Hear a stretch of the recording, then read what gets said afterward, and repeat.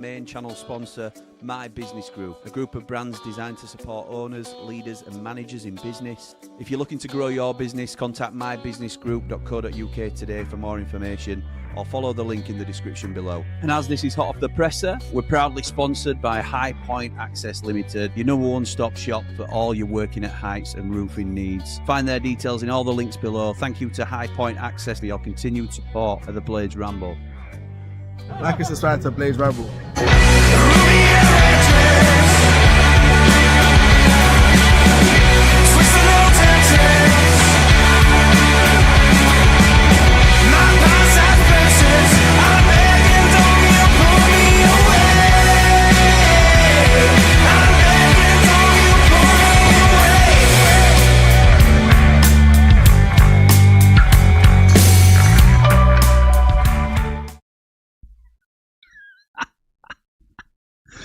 What is happening, Blades? And welcome back to the Blades Ramble. I am, of course, Jimmy, and this is hot off the presser. How are you all? Hope you're doing well. Hoping this stream goes a little bit better than yesterday's countdown to kick-off. Apologies to everybody because Lee had a huge echo in the background. And although I'd love to blame BBL, it was actually my responsibility. And I had a speaker playing in the background that I wasn't aware of, so I've got your messages. I understand.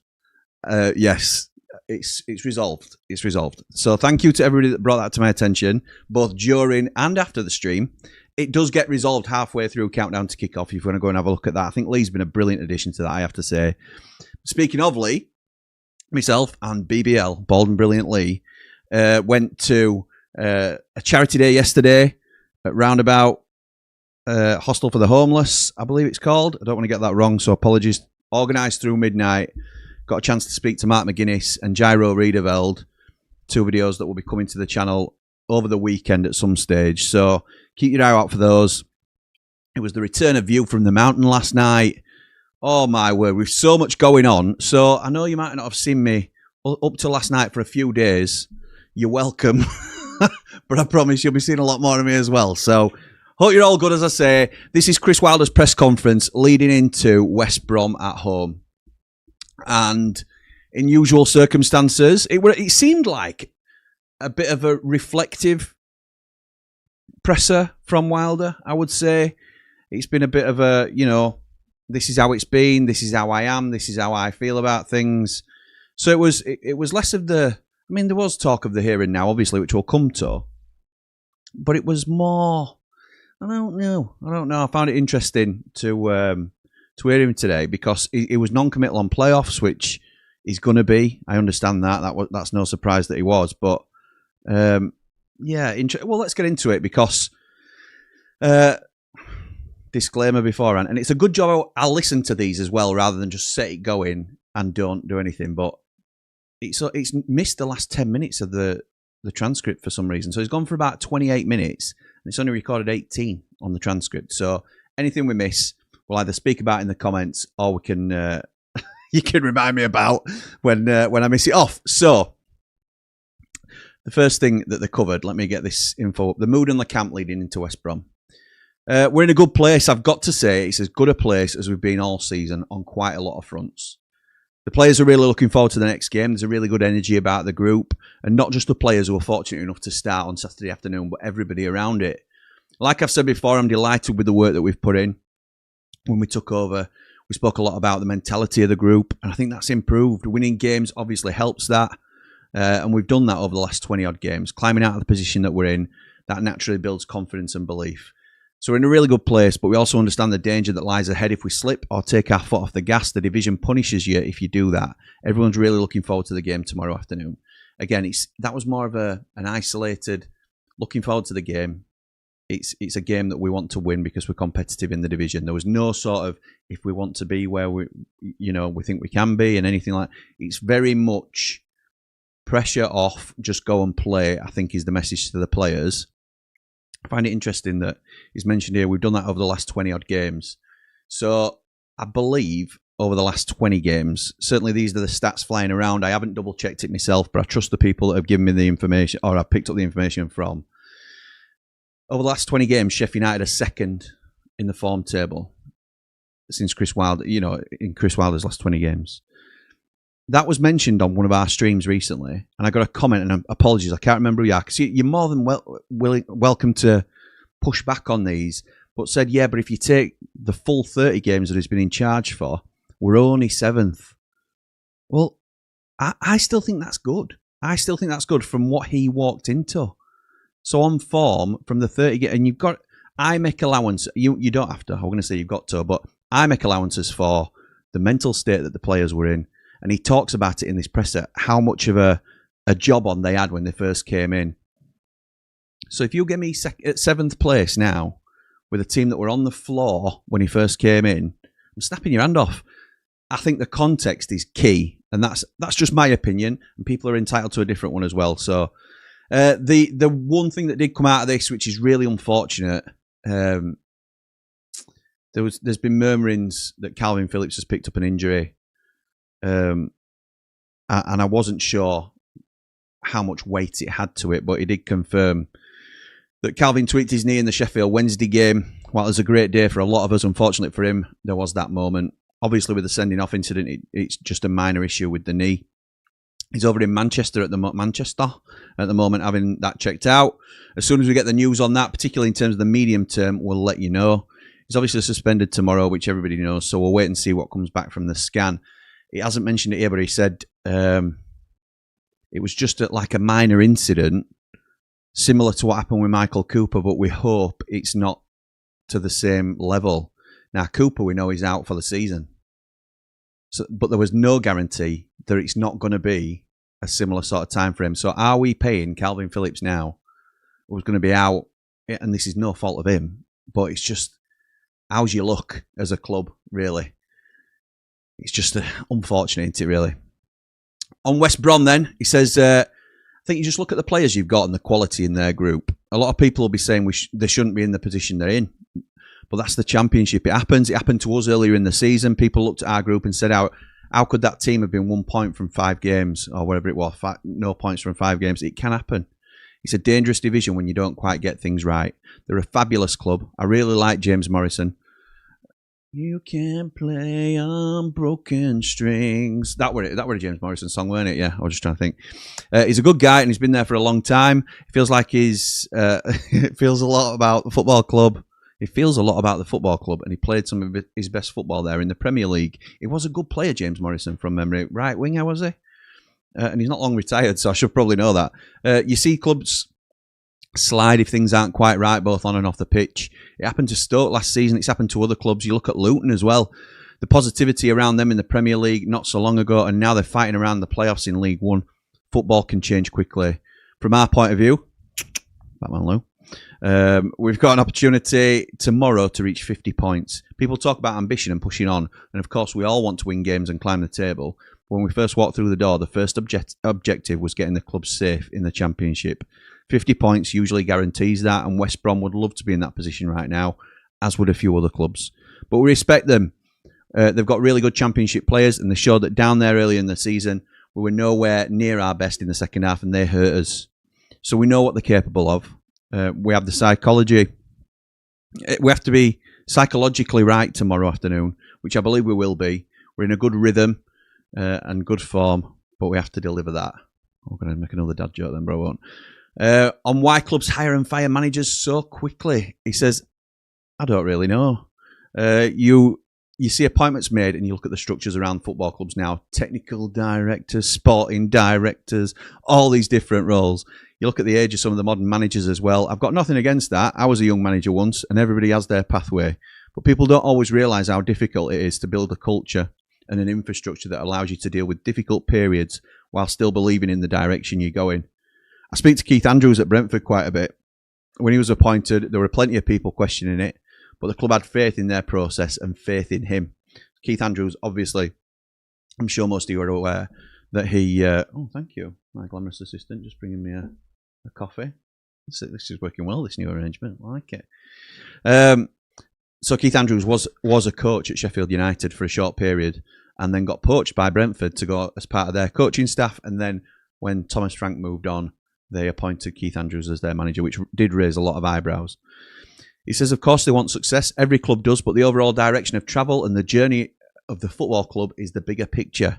Sometimes you have to swallow defeat, sometimes even relegation. But if you truly believe in what you're doing, then over time, it comes right.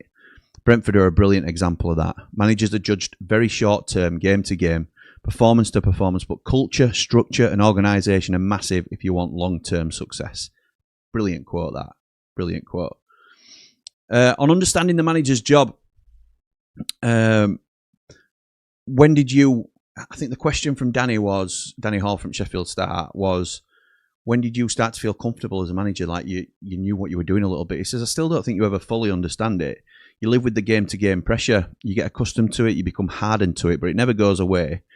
From early in my career, I had core principles and values that I wouldn't compromise on, and that's still the case now. You read about managers like Rob Edwards and what he's trying to build: work ethic, commitment, team spirit, togetherness and culture. Those things underpin everything. I've had a fantastic education in football. I worked with some incredible managers and spoken to some of the very best in the game. People outside football sometimes focus only on tactics, the pressing, the build-up, the counter-press, all of that. But when you speak to the very best managers, the things that drive them are often the fundamentals: culture, standards, environment. Those things come first. And I think that's something that he has spoken about an awful lot throughout his periods with us in different ways. But I think he sort of nailed it recently in terms of the culture carriers and what he tries to instill in his players. We've seen the results on the pitch, but now he's sort of pulling the curtain back a little bit and sort of naming what he's doing, or sort of putting a statement out there to say, this is how I do it and this is why I do it. And I do like to think that certainly here we don't just focus on why is he set up that way, why are the tactics like this. We also look at how the team appears to feel and what the atmosphere is like around the ground and between the fans and the players, and things that he talks about bringing the club together as one again. And I think that's always been the Chris Wilder way of doing things. So I love it. And I think that's something, some of the unspoken things about Chris Wilder as our manager. It's not just because he's one of our own, although that plays a huge, huge part in it. He gets the club, all that sort of thing. Some people sort of cringe at that expression. But he puts into the club a mindset and standards and things like that, and a culture that he's talking about that fits what we need and what we want to do. On the Championship playoffs expanding to 6 teams then, he says, I've got to say I'm a fan of 3 teams going up automatically and 92 points being enough to get us up. But as a football fan and a historian of the game, you can also appreciate what the playoffs have brought to the Championship and the EFL. They've been a fantastic advert for the league. They keep seasons alive. You look at the last couple of games, most seasons, and there are so many teams with something still to play for. I think last season only 2 or 3 teams had nothing riding on the final day. That competitiveness is part of what makes this division so good. If it keeps more teams involved and keeps seasons alive, then I can understand it. The one thing I would say is that the scheduling needs to be right. The gap between the playoff semi-finals and the final can sometimes be too big. It should be played as quickly as possible. But overall, the playoffs have been great for the game. Completely agree with him here. And we will have a show, I think on Sunday night we're looking at, on Ramble FC about the expansion of the playoffs. And because there are pros and cons to it. And that'll be Batman Lou and Mark Meldrew, I think, on Sunday night. So keep your eye out for that one. But what Wilder was saying basically is, you don't want those who finished in 3rd place. Yes, they rightly don't have to go through the same path as the 6th, 7th, 8th team. But you don't want them waiting 2 weeks to play, because if they're in any kind of form, then they want to keep playing. So ideally, you need it as quickly as possible. So you haven't got the team in 7th or 8th building up some momentum, coming in to play them when they're a bit cold. And I completely agree with it. It's something I hadn't even thought about. And that might be something to push back on it a little bit. On Davo's opportunity in goal, then he says, players have to be ready. I think the way the question was phrased from Danny was, word has it that Adam Davies found out pretty late in the day, or pretty close to game time, that he was going to be playing instead of Michael Cooper. Now with a full week, with a build-up to West Brom, surely that helps him in terms of his preparation and getting his mind right. And Wilder says players have to be ready. Everybody has to be ready. We've got players tomorrow who won't even be in the squad, so I'm a big believer in keeping everybody on point and prepared for any situation. Next week is a 3-game week, so rotation and freshness are important. People talk about minutes and managing players physically, and that's been a challenge for us because the physical state of the squad when we came in wasn't where it needed to be. But we've worked really hard on that. When the team was announced last Saturday, a few eyebrows were raised, but not from me. We've got a good group of players all pushing to get into the team and stay in the team. Adam's a hugely popular boy around the place, and people shouldn't discount his CV either. He's been involved with the Welsh national setup, and he's played plenty of championship football. Try saying that 3 times fast. He's not a novice. It was great to see the reaction for him afterwards, and hopefully he has a really positive end to the season. Again, this falls into the category for me, and I don't mean to be patronising when I say it, but you can't not be honest on your opinions of it. Adam Davies isn't the same level as Michael Cooper, and I think everybody would agree with that. Cooper hasn't had the best of seasons, and people will chuck that back at us, and that's fair. So, yes, I'm concerned that we haven't got as qualified a goalkeeper in net as we previously did have. However, he's our keeper, isn't he?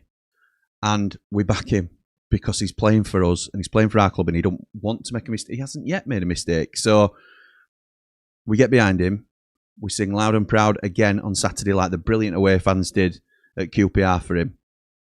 And fingers crossed, we can roar him to another clean sheet, can't we? So it'd be brilliant if that were to happen. And wishing Davo all the best. There was also a theory that he could potentially, with a bit of regular football, find a bit of form. And who's to say that won't happen as well? So shout out to Davo and all the best, mate. Hope you can earn yourself a contract by putting in some good performances over the next few games, which you're going to get opportunity to do. On squad competition and rotations, Wilder says that's exactly what you want. When players like Chong and Hamer come into the team and perform well, that's what strengthens the squad. Mad to think that Gussie's rotated in, isn't it? Everyone is part of the process. They're all involved in the meetings, the preparations, the game plans. We haven't changed the way we want to play. Whether it's home or away, we want to be positive, get after teams and create chances. The points we've taken reflect that. People shouldn't underestimate the run we're on. But the reality is when we took over, the group was all over the place. That's the truth. They played 5 and lost 5, played 6, lost 6, whatever it was.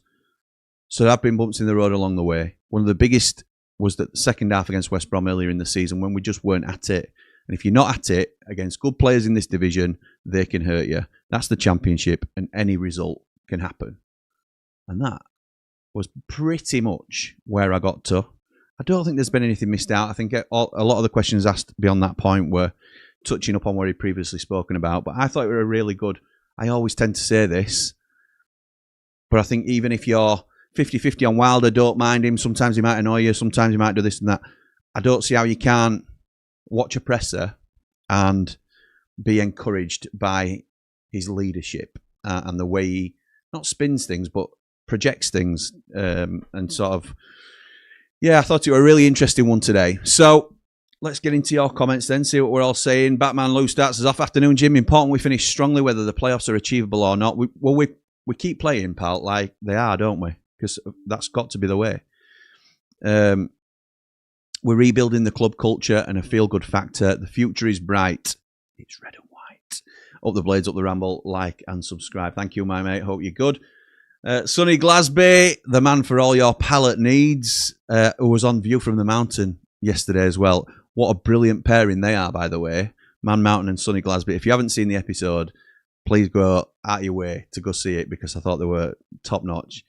Sonny a little bit over-enthusiastic about the rest of the season, but I love it. Why would you dampen that? Afternoon, Jim. Let's not get carried away and just take a breath. We're winning the lot and 6th place is guaranteed ours. Up the blades, up the ramble, like and subscribe. Thank you to my mate, Sonny Glasby, who I want on the channel more often. We'll keep bugging him when he eventually, every now and again, pops up with comments.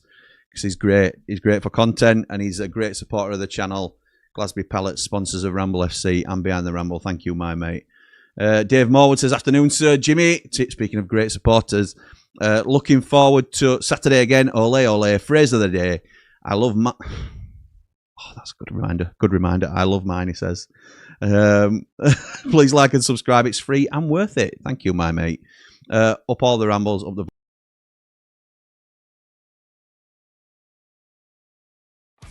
Do you want your favourite replica shirts for the World Cup? Check out okjersey.com. It's high quality jerseys starting from just £15. I love mine. From modern day shirts to the old classics that we all love. Use the code RAMBLE at the checkout to get 8% off your order. Get ready for the World Cup in style. And thank you to OK Jersey for their support. Oh, have I knocked microphone off? I've knocked microphone off, Anna. Thanks, Tom. Thanks, Tom. Oh, how did I do that? How did I do that when I was devastated after me ad, after OK Jersey? So we'll have to read it again. Sonny says, "Oh, you're all right, Jim. We just need to finish strong. Take one game at a time and treat each game like it's a cup final." I was just saying, Jamie Dumpling said, "Cup finals aren't our forte. Need others to slip up, but it's still possible. In Wilder we trust. I will get this right one day, I promise." Tim says, "Hi, Jimmy. It seems to me that Wilder's coming into his prime as a manager. I completely agree."